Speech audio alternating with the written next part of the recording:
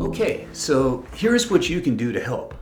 Just go to https://bit.ly/,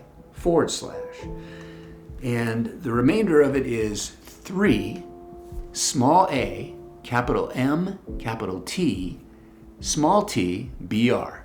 Sorry, I had to put my glasses on to read that one. Anyway, that's where you can donate. When you land on the page, the number 1 will be occupied in the box, and you can decide up or down how many families you'd like to help, but $17 buys food for an entire family for a week over in Pakistan.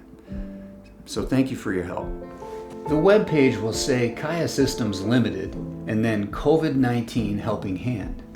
The quantity button will read 1, which means you feed one family for a week for $17. But you can increase that quantity to whatever number you'd like. You can choose to pay with either credit card or with PayPal. This is a totally secure site, and I paid for 6 families myself this morning.